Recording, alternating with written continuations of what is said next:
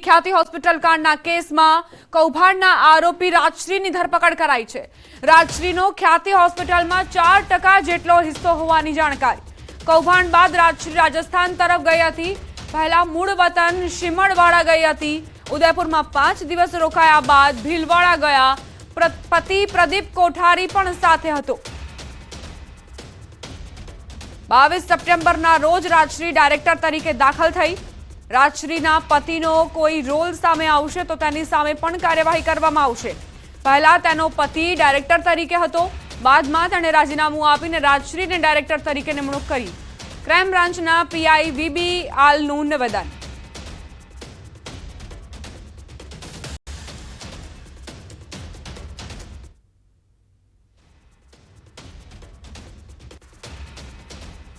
અગાઉ જે આરોપી પકડવામાં આવેલા છે જેમાં ડૉક્ટર પટોલિયા, ચિરાગ રાજપૂત જે ડિરેક્ટરો છે અને રાહુલ જૈન સીઈઓ તરીકે હતા। તો આ લોકો અને એમના ચેરમેન કાર્તિક પટેલ દ્વારા અવારનવાર હોસ્પિટલ બાબતની મિટિંગો કરવામાં આવેલી હતી અને બહેન એ મિટિંગોમાં હાજર રહેતા હતા।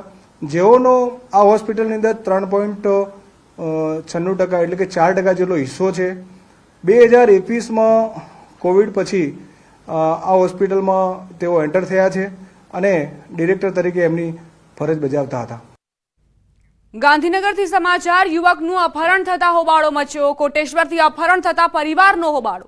યુવકના સંબંધીઓનો અડાલજ પોલીસ સ્ટેશનમાં હોબાળો। સૌથી વધારે લોકોનો પોલીસ મથકે હલ્લાબોલ। પત્નીએ પતિનું અપહરણ કર્યું તેવો ખુલાસો।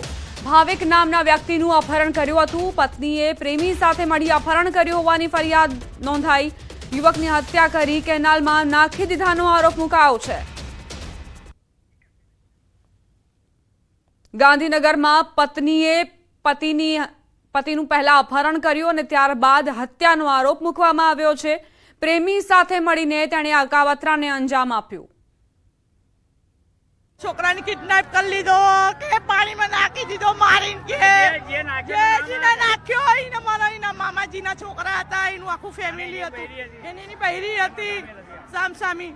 કશું નહીં, છોકરાને પરણાયો એને ગમતું નતું, વહુને તેડવા ગયો એને ગમતી નથી કે ગમતું નતું એવી આને છોકરીને નતું ગમતું કે એને એના મા બાપે જબરજસ્તી પરણાવી અને અમને અંધારામાં રાખીને લગ્ન કરાયા। કાલે સવારે મારો ભાઈ મારા ભાભીને એ ત્યાં આગળ તેડવા જતો હતો। એના 2 દિવસ પહેલા જ લગ્ન થયેલા 10 તારીખે અને એ કાલે એની વાઈફને તેડવા જતો હતો ત્યાં અને રસ્તામાં એની વાઈફે મળેલા હતા અને 3 જણની ટીમ હતી। એના મામાના છોકરા હતા, સગ્ગા મામાના છોકરા, અને એની સાથે એને આ ગેમ રમી છે અને એક્ટિવા લઈને નીકળ્યો એ અને એનો ફોલો બેક લીધો અને એનું લોકેશન ચાલુ રાખ્યું કે એ અહીંયા આવે છે, અહીંયા આવે છે અને એવી રીતના કીધું છે।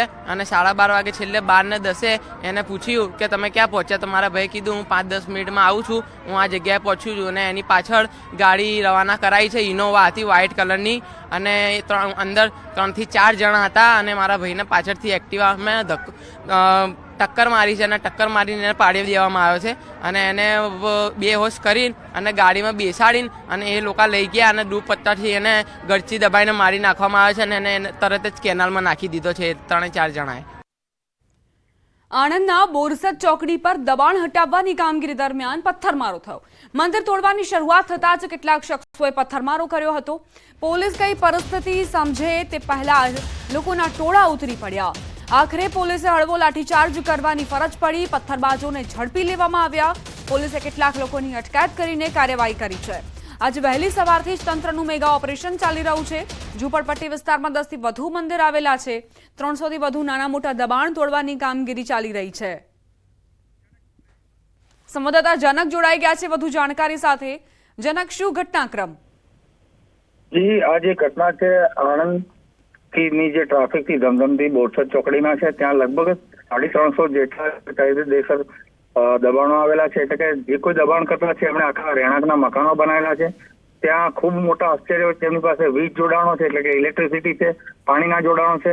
વહીવટી તંત્ર આણંદે આ લોકોને છેલ્લા 3 દિવસથી સતત સમજાઈ રહી હતી। તેમજ ગઈકાલે વીજ કનેક્શન અને પાણીના કનેક્શન પણ કાપવામાં આવ્યા હતા। ચોક્કસ આજે સવારે જે કામગીરી હાથ ધરવામાં આવી ત્યારે કોઈ ઘટના બની નથી, પરંતુ આજે બપોર પછી જે વહીવટી તંત્ર આણંદે દબાણ હટાવવાની જે કામગીરી શરૂ કરી એમાં જે મંદિરો હટાવવાની જે શરૂ કર્યું ત્યારે ત્યાંના સ્થાનિક લોકોએ પોલીસ પર પથ્થરમારો કર્યો હતો. આણંદ ટાઉન પોલીસ, આણંદ ગ્રામ્ય પોલીસ, એસઓજી પોલીસ, એલસીબી ત્યાં પહોંચી હતી પરિસ્થિતિને થાળે પાડવા. પોલીસે હળવો લાઠીચાર્જ કરવાની બી ફરજ પડી હતી.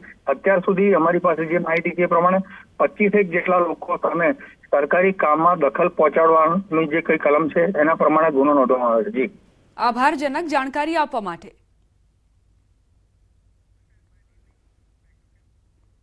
મોરબી ટંકારાના વીરપર નજીક બે કાર વચ્ચે ગમખ્વાર અકસ્માતની ઘટના બની. વીરપર ગામ નજીક થયેલા અકસ્માતમાં બંને કારના ડ્રાઈવરોને ઈજા પહોંચી હતી. કાર અકસ્માતના સીસીટીવી ફૂટેજ સામે આવ્યા. બંને કારને મોટા પાયે નુકસાન થયું છે. મોરબીમાં ગમખ્વાર અકસ્માતની ઘટના બની. બંને કારની કઈ રીતે દુર્દશા થઈ છે તેની પણ તસવીરો સામે આવી. એક કાર ચાલક જે ટર્ન લઈ રહ્યો હતો અને બીજી તરફથી આવતા કાર ચાલકે કાબુ ગુમાવ્યો અને બંને કાર વચ્ચે ટક્કર થઈ તેના સીસીટીવી ફૂટેજ જુઓ. બંનેના ચાલકોને પણ ઈજા પહોંચી હોવાના સમાચાર. સંવાદદાતા અતુલ જોશી જોડાઈ ગયા છે વધુ જાણકારી સાથે. અતુલ, કઈ રીતે આ દુર્ઘટના બની? જે ચોક્કસથી જે મોરબીનું જે ટંકારા તાલુકા છે ત્યાં વીરપર નજીક જે બે કાર વચ્ચે અકસ્માત થયો હતો. એક કાર જ્યારે રસ્તો ઓળંગી રહી હતી ત્યારે બીજી કાર છે તે પૂરપાટ ઝડપે આવતા બે કાર અથડાઈ હતી અને જેમાં બે ડ્રાઈવર છે તેને ઈજા થઈ હતા. એક ડ્રાઈવર ગંભીર રીતે ઈજાગ્રસ્ત હોવાથી રાજકોટ સારવારમાં ખસેડાયો છે. ત્યારે આ જે બે ગમખ્વાર અકસ્માતને લઈને થોડી વાર જે રાજકોટ હાઈવેના જે ટ્રાફિક છે તે પણ જામના દ્રશ્યો સર્જાયા હતા. દીપા, આભાર અતુલ જાણકારી આપવા માટે. મહેસાણાથી સમાચાર. સાંપાવાડા રોડ પર હિટ એન્ડ રન.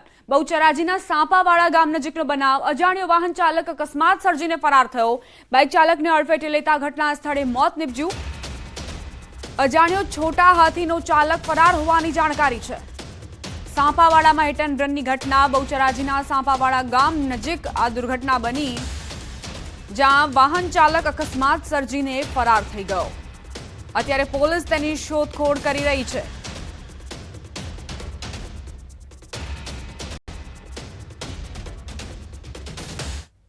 અમદાવાદના ગુલાબ ટાવરમાં અકસ્માત સર્જાયો તે કેસમાં ધરપકડ થઈ છે. એસઓજીએ થાર કાર ચાલકની ધરપકડ કરી. ઘાટલોડિયાના ઋષિલ શાહ નામના આરોપીની ધરપકડ કરાઈ. આરોપી સામે અગાઉ પણ અનેક ગુના નોંધાઈ ચૂક્યા છે. બેફામ કાર ચાલકે ટુ વ્હીલરને અડફેટે લીધું હતું અને તે જ કેસમાં હવે ધરપકડ કરાઈ છે.